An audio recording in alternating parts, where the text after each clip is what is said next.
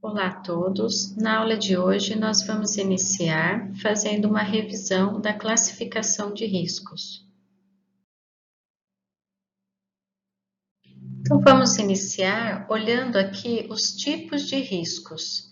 Nesse slide, nós temos resumido o que cada tipo de risco envolve. Então, riscos físicos. Nos riscos físicos, nós podemos destacar trabalhos que envolvam ruídos, vibrações. Muitos equipamentos utilizam radiações ionizantes e não ionizantes. Nos riscos químicos, quando estamos submetidos a produtos químicos, substâncias que podem causar irritação de mucosa, que podem ser tóxicos para a nossa saúde. Biológicos, nós temos aqui agentes patogênicos, vírus, bactérias, fungos e outros parasitos. Nos ergonômicos, trabalhos que envolvam um esforço físico intenso, que muitas vezes levam a uma postura inadequada desse profissional. E o risco de acidentes, quando esse profissional ele está em situação de risco, né? Seja ele físico, químico, biológico, ergonômico, ele está sujeito a sofrer acidentes. Hoje nós vamos estudar os riscos biológicos, que para o profissional da saúde é um risco extremamente importante de se conhecer. Os riscos biológicos, nós aqui temos a representação, a simbologia. Quando nós pensamos na área da saúde, esses profissionais, eles estão constantemente expostos aos riscos biológicos, seja no manuseio do paciente, suas secreções, roupas, e para quem trabalha com coleta de amostras ou no ambiente laboratorial ao sangue e outros fluidos. Esta exposição pode levar a doenças infecciosas, parasitoses, reações tóxicas e também alérgicas. As principais fontes de contaminação no local de trabalho podem estar relacionadas à inalação de aerosóis provenientes do contato com o paciente ou aerosóis que estão em uma superfície onde nós possamos entrar em contato. Muitos agentes biológicos estão associados à doença. Um agente biológico pode ser um vírus, uma bactéria, um fungo ou outro parasito. No processo de avaliação de risco para o trabalho com agentes biológicos, alguns critérios devem ser estudados. Primeiro, virulência do agente biológico. Qual a capacidade desse agente biológico de causar doença? Qual o modo de transmissão? Qual a sua capacidade de sobrevivência no meio ambiente? Qual a origem do agente biológico? Ele é um agente biológico já conhecido nesse local ou ele é um novo agente biológico? Existem medidas profiláticas, medidas de prevenção a esse agente biológico, como uma vacina, por exemplo? Existe tratamento eficaz? Qual a dose infectante? Qual o tipo de exposição que leva ao risco de contrair esse agente biológico? E outros fatores que são referentes ao trabalhador, a condição de saúde desse trabalhador, a experiência e a capacitação para essa atividade que ele vai desenvolver. Os agentes biológicos são distribuídos em classes de risco, que veremos a seguir. Aqui nós temos a classificação de risco dos agentes infecciosos. Essa classificação envolve 4 grupos. Agora nós vamos estudar como se caracterizam cada um desses grupos. Na classe de risco 1 estão os agentes biológicos associados a um baixo risco individual e para a coletividade. Nessa classe, nós temos os agentes biológicos conhecidos por não causarem doenças. Então, como exemplo, temos o gênero de bactérias Lactobacillus, que são bactérias conhecidas e que não causam doenças. Na classe de risco 2, nós encontramos os agentes biológicos associados ao risco individual moderado e ao risco limitado para a comunidade. Nessa classe, nós temos os agentes biológicos que provocam infecções, mas que têm um potencial de disseminação limitado. Esses agentes biológicos também, contra eles, nós temos medidas terapêuticas e profiláticas de prevenção eficazes. Como exemplo, eu coloquei aqui para vocês a esquistossomose. A esquistossomose é uma verminose muito conhecida aqui no Brasil.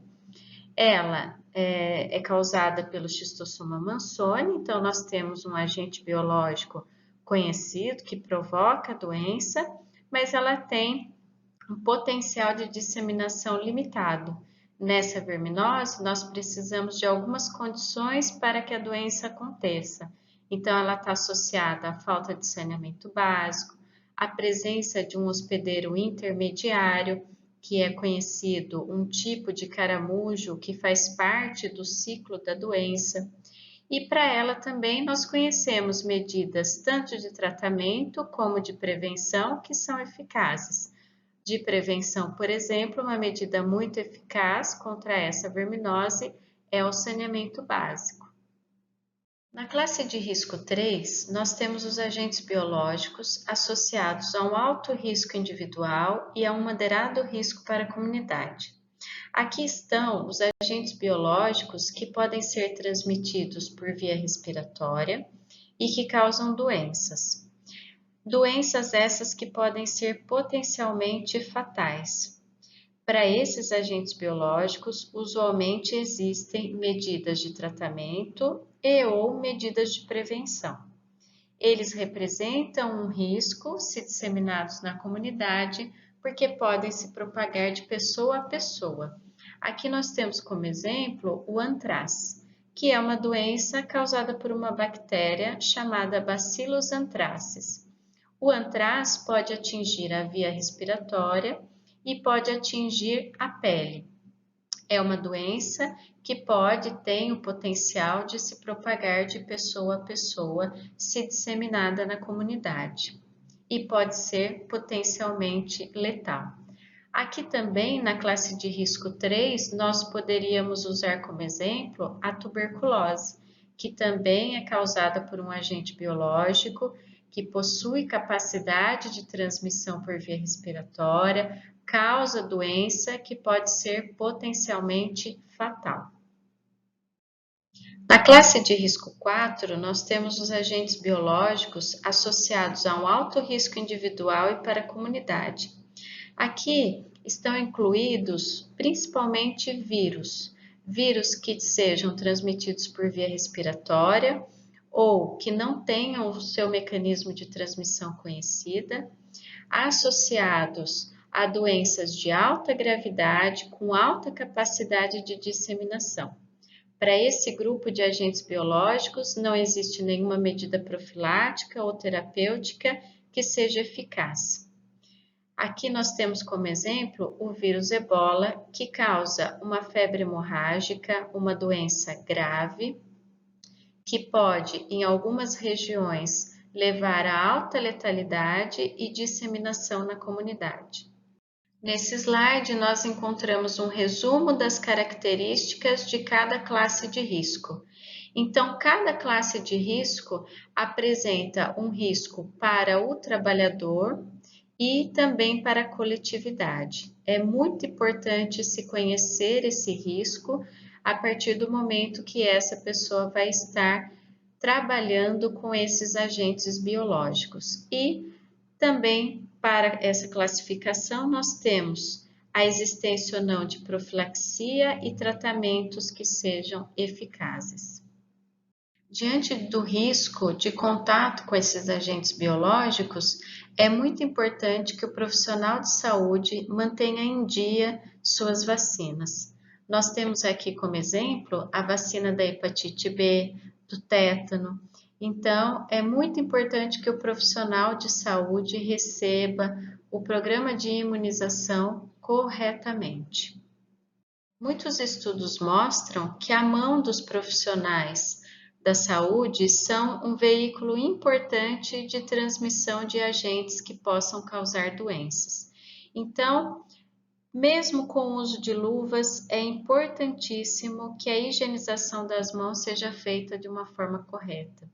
Então, não é pelo uso de luvas que a gente vai deixar de lado a lavagem correta das mãos. Outro ponto importante é que os trabalhadores com feridas ou lesões nos membros superiores, eles só podem iniciar o trabalho após avaliação médica e liberação, porque essas feridas e lesões são portas de entrada para possíveis agentes aí causadores de doença. Quando falamos na área da saúde e falamos sobre o risco biológico, devemos pensar que os acidentes também levam a um aumento desse risco biológico. Quando nós não seguimos corretamente as normas recomendadas, as boas práticas, nós estamos nos submetendo a um maior risco de acidentes. Então, na área da saúde, nós temos diversos equipamentos e instrumentos pérfuro-cortantes, que podem aí, em caso de acidentes, gerar a veiculação desses agentes causadores de doença.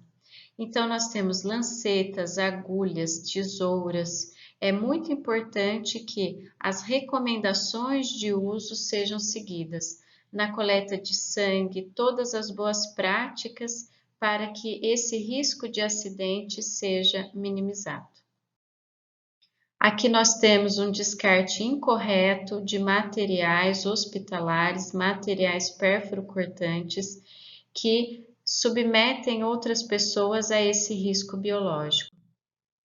Aqui nós temos as caixas para descarte correto dos pérfuro-cortantes. Futuramente nós vamos ter uma aula só sobre descarte correto desses resíduos infectantes. Muitos acidentes acontecem na coleta ou na manipulação de amostras de sangue e outros fluidos biológicos.